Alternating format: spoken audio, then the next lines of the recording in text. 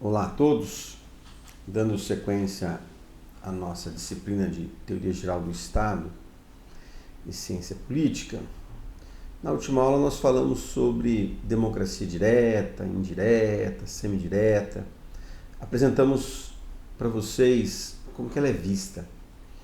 Hoje nós vamos passar para a representação política.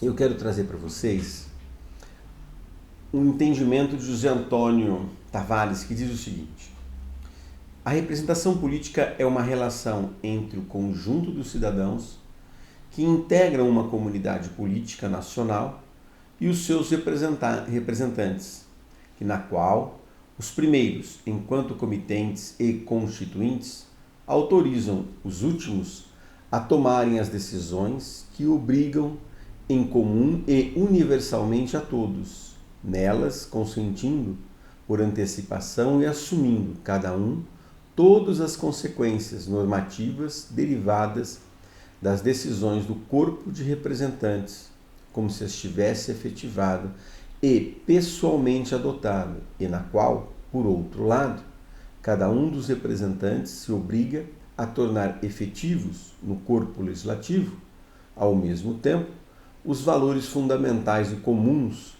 da ordem política e as concepções particulares acerca do interesse e do bem público daquele conjunto especial de constituintes que, com sua confiança, concorreram para a consecução de um mandato. Nossa, até parece longo, né? Mas agora vamos tentar, de uma forma mais clara, decifrar, como falaria o nosso querido Jack Stripador, vamos por partes, né? Primeiro, cabe ao povo, né, escolher os seus representantes. Cabe a nós escolhermos os nossos representantes. Isso não é, aparentemente, uma tarefa fácil. Esse exercício do sufrágio, né, votar e ser votado, ele não é uma tarefa tão simples. Por que ela não é tão simples? Porque nós somos diferentes. Cada um de nós aqui, tanto eu quanto vocês que estão aqui me ouvindo, nós temos aspirações diferentes, pretensões diferentes, tá? E quando nós começamos a ter essas diferenças e apresentamos essa diferença, na verdade, nós começamos a nos unir em grupos que pensam ou tenham a mesma preferência para isso, tá? Aí eu começo a formar o que nós chamamos grupos de opiniões, esse aglutinamento, né, de opiniões, e que aí nasce o que nós chamamos de partidos, tá? Então, o partido A, o partido B, o partido C é uma aglomeração de pessoas que têm o mesmo pensamento, tá? E esses partidos, como instituição, têm um objetivo, uma finalidade, tá? Qual seja, conquistar o seu voto. Para que ele tenta conquistar o seu voto, o meu voto? Para única e exclusivamente exercer o que nós chamamos de poder. Tá? Então, aí a gente começa a fazer algumas colocações, algumas indagações, como a gente vem desenvolvendo no decorrer dessas aulas, né? Por qual razão nos unimos uns aos outros? Por que nós nos aproximamos de uns aos outros, né? Então, David Hume diz o seguinte, tá? Que as facções, os partidos, se unem por questões pessoais ou questões reais. Então, ele começa a falar o seguinte: ou nós nos unimos por uma questão pessoal, por amizade, ou por animosidade, uma das duas. Segundo, se eu partir para as questões reais, o porquê que eu me uno a alguma outra pessoa, eu vou dizer que é fundadas em razões diferentes. Essa questão da união, que ele chama das questões reais, ele fala que é de sentimento, de interesse, e ele aponta, tá, 3 espécies desses interesses. Primeira, o chamado próprio interesse, partidos com interesses opostos, né? Então, eu vou visualizar 2 tipos de partidos, de interesses opostos. Para que a gente fique mais ou menos localizado na nossa existência, eu vou falar que eu tenho aqui o partido do empregador e o partido do empregado, né? Então, eu tenho aí, primeiro, a união, a criação de partidos por interesses. Interesses de empregador e interesses de empregados. Ponto. Eu tenho uma outra forma de me unir, é chamada por princípios, tá? Como o nome próprio nos informa, né? Inclusive, se diz que ultimamente os partidos se unem por princípios, né? Nós nos unimos em partidos por princípios éticos, morais, religiosos e outros tantos mais que vocês desejarem. E terceiro é por afeição. Nós também podemos nos unir por afeição. A união com objetivo próprio. Qual o objetivo? Vir ao governo. Ou seja, por afeição, só para deixar bem claro este ponto, na verdade nós unimos a alguém porque nós temos um interesse. Qual o interesse? O interesse de chegar ao governo. Então, quando vocês visualizam numa câmera a partido, falam assim, olha, nós somos o partido do centro, nós somos o centrão, nós somos a grande massa aqui, eles não estão ali por uma ideologia, eles não são unidos por interesse, porque são interesses opostos um do outro, tá? Não são por princípios, tá? Porque cada um segue, apesar de que, vamos deixar tudo bem claro, segue mais ou menos a mesma linha de todos os partidos. Mas eles têm um único objetivo, é a afeição. Qual a afeição? De chegar a algum lugar. E este lugar qual é? Ao governo, a manter-se no governo. Por isso que há um tempo atrás, né, sem ditarmos aqui qualquer tipo de escolha partidária que não nos cabe, tá? Então os partidos trocavam os seus votos para ficarem no primeiro escalão do governo, no segundo escalão. Tudo isso não é por paixão, não é por princípios, não é por interesse. É sim por afeição. Afeição a ficar dentro de um partido ou dentro de um governo, para poder governar. Por isso que são coisas antagônicas, tá? Algumas uniões aí que vocês vão ver, né, durante o decorrer de sua vida, né? Então, quem seria então um partido, né? O que seria então um partido? Eu vou trazer duas definições para vocês aqui, que cabem bem nessa nossa situação. Primeiro, partido seria a união de homens que professam a mesma doutrina política. Bom, interessante, né? Todos aqueles que raciocinam igualmente, né, politicamente, se unem por interesse, por afeição, não me interessa, por princípios, não interessa. Partido é a união de homens que professam a mesma doutrina política. Mas agora eu vou trazer uma outra definição para vocês. Diz assim, ó, qualificação, o que é um partido, tá? Qualificação de um movimento de ideias centralizado no problema político e cuja originalidade é suficientemente percebida pelos indivíduos para que esses aceitem ver nele uma realidade objetiva, independente dos comportamentos sociais. Vou traduzir em outras palavras, talvez um pouco mais simples. Quando eu tenho um partido e ele é capaz de identificar uma ideia na sociedade, ele impõe essa ideia na sociedade, dizendo aos seus eleitores, tá? E esses eleitores têm que ter capacidade suficiente para perceber essa ideia, de que ele também comunga com esta ideia, tá? E com um objetivo. Qual o objetivo?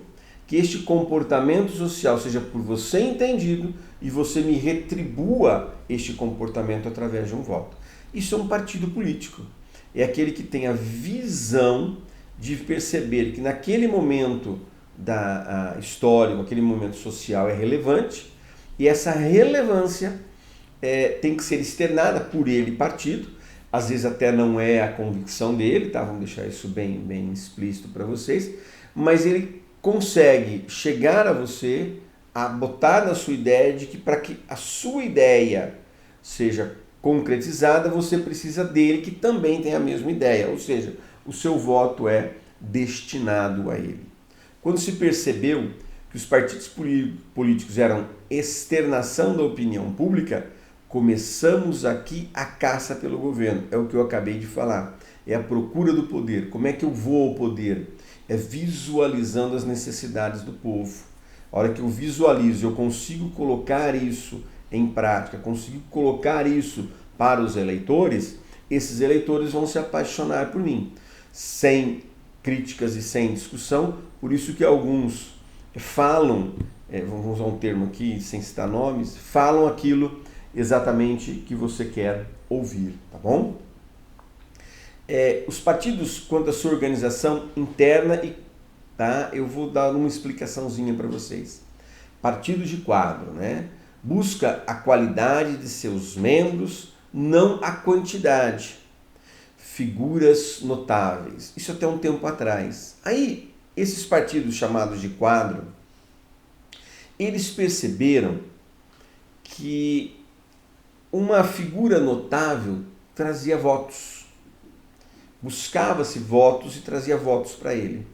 Eu citei aqui como exemplo recente a questão do Tiririca, como outros também, tá? Mas recentemente a questão do Tiririca. Eles usam essa ideia, né, de uma figura notável, essa figura notável chama votos, tá? Não tem ideias, não estou criticando o Tiririca, pelo amor de Deus. Não tem ideias, mas tem uma pessoa notável. No caso, aqui, como o Tiririca, como outros também partidos já usaram. E também nós temos, quanto à organização interna, né, partidos que nós chamamos de partidos de massa, né? Maior número possível de adeptos, né?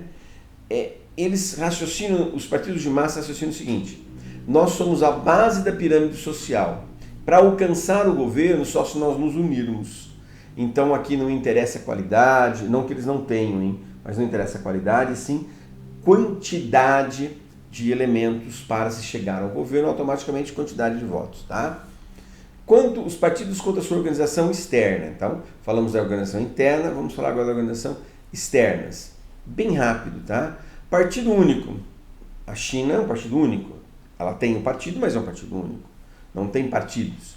Bipartidários, né? Que é o caso dos Estados Unidos, que aí se chega ao que nós chamamos de alternância de governo. Então, uma época se governam os democráticos, noutra época se governam os republicanos. E assim eles vão trocando de governança. Mas sempre os dois partidos se encontram no poder. Só um esclarecimento: os Estados Unidos, ele tem alguns outros pequenos partidos, mas são praticamente inócuos, tem 3, 4 representantes no montante deles lá.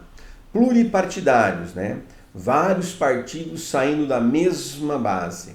Nós temos no Brasil uma questão de pluripartidarismo, uma fração de ideias, frações de princípios, frações de pensamentos para conquistar os nossos votos. Contudo, alguns partidos podem, o que nós conhecemos vulgarmente de rachar-se, tá? E às vezes a sua ideia não bate, então eles acabam rachando, mas continuam com a mesma filosofia. O exemplo que nós podemos dar é o PT e o PSOL, que tem a mesma linha ideológica, tá? Críticas aos partidos políticos. Eu vou falar favoráveis e vou falar contra, bem rápido para vocês. Favorável: as opiniões convergentes criam uma unidade em favor da governança. Olha, então aqueles que pensam que é bom ter um partido político, por quê? Porque eles se unem, esta união, a governança, ou seja, o modo de governar se torna muito mais fácil. O contra, tá? A falta de discussão dos problemas sociais entre o partido e o povo. Então eles falam que o partido não vem muito ao povo, que dificulta muito essa comunicação, mesmo nós tendo uma capacidade de discernimento um pouco maior que muita gente, tá? Para nós encerrarmos e fazermos a pergunta da aula, né, eu vou falar o que é cláusula de barreira, né, que também é conhecida como patamar eleitoral, barreira constitucional, cláusula de exclusão ou cláusula de desempenho. É um dispositivo que restringe ou impede a atuação parlamentar de um partido que não alcança um percentual de votos. O efeito da cláusula de barreira é impedir a representação de partidos pequenos, né, e minúsculos, que não teriam nenhuma representatividade. O Brasil já adotou, tá? E o mecanismo que limita o acesso das legendas ao tempo de televisão e ao dinheiro no fundo partidário atinge as siglas que não conseguirem nas eleições para a Câmara dos Deputados de 2018, pelo menos 1,5% dos votos válidos no país, tá bom? Aquele que não alcançou, ele vai ter que ser extinto ou se fundir com outro, ou se coligar com outro e criar um novo partido. É só dessa maneira, tá? E a pergunta de hoje é: a cláusula de barreira tem o escopo de transformar o Brasil em bipartidarismo? Aí eu coloco uma frasezinha bem pequenininha para vocês. O que tem como consequência a alternância de governo, 2 únicos partidos governando o Brasil? Essa é a pergunta de hoje. Obrigado a todos.